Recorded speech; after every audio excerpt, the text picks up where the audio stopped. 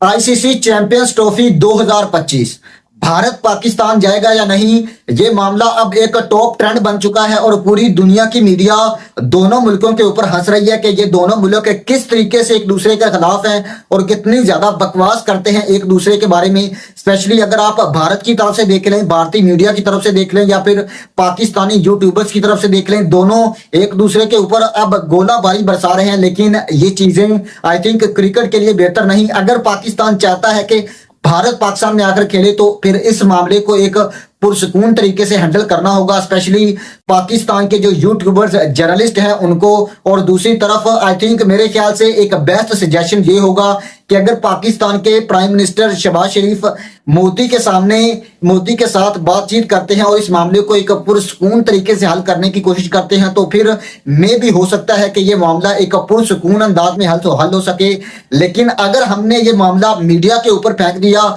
या दोनों मुल्कों के यूट्यूबर्स के ऊपर फेंक दिया तो फिर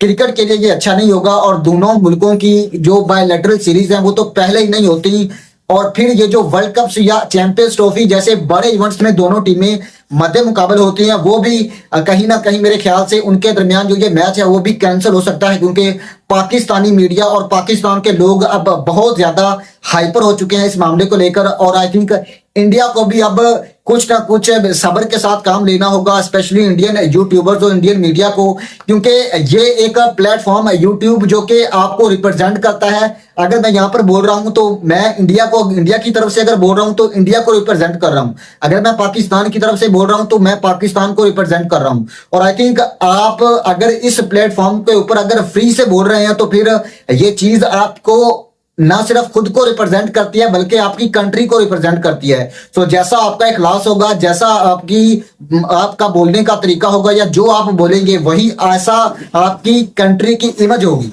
सो आई थिंक मेरे ख्याल से दोनों मुल्कों के यूट्यूबर्स और दोनों मुल्कों के जो जर्नलिस्ट हैं उनको कहीं ना कहीं इस मामले के ऊपर एक सब्र से काम लेने की जरूरत है। क्योंकि अगर आप लोग क्रिकेट की बेहतरी के लिए बोलना चाहते हैं, अगर आपको लोग क्रिकेट की बेहतरी के लिए कुछ करना चाहते हैं तो फिर अच्छी सजेशन दें और अच्छी अच्छी बातें करें, क्योंकि अभी तक 6-7 माह पड़े हैं और के वो वर्षा आने से पहले पहले के कुछ भी हालात हो सकते हैं। ये दोनों मुल्कों के हालात बेहतर भी हो सकते हैं और मजीद ज्यादा बिगड़ भी सकते हैं। लेकिन होपफुल के दोनों मुल्कों की जो अवाम है उनके दरमियान का जो एक रिश्ता है जो हमें स्पेशली ओवरसीज के दरमियान दिखाई देता है, दोनों मुल्कों के ओवरसीज जिस तरीके से एक दूसरे के साथ रहते हैं वही रिश्ता हमें देखने को मिलना चाहिए दोनों नेशंस के बीच और दोनों यूट्यूबर्स और दोनों खिलाड़ियों के, दोनों मुल्कों के जो खिलाड़ी हैं उनके बीच। और आई थिंक मेरे ख्याल से ये एक बेस्ट जरिया होगा कि अगर पाकिस्तान के प्राइम मिनिस्टर शहबाज शरीफ और इंडिया के प्राइम मिनिस्टर मोदी जी वो जो है एक दूसरे के साथ बातचीत करके इस मामले को एक पुरसकून तरीके से हल करने की कोशिश करें।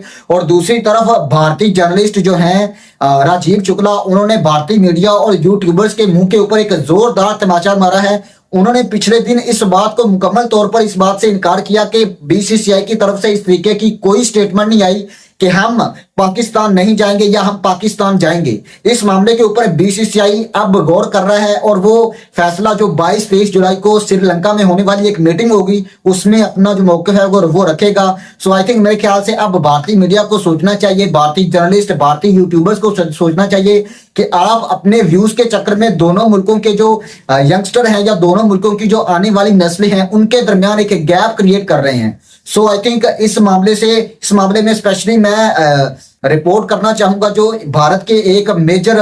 गौरव आर्या और स्पेशली भारत के जो 2-3 यूट्यूबर्स हैं उनको, क्योंकि